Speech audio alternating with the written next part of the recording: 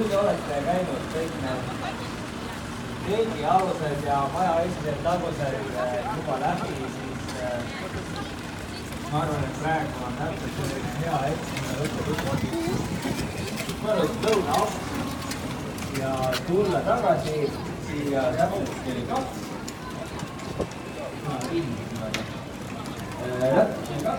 Kui on järgmine demo, kus Päästeamet näitab, kui kergelt süttivad eelnevad kriised. Seda teile väga hea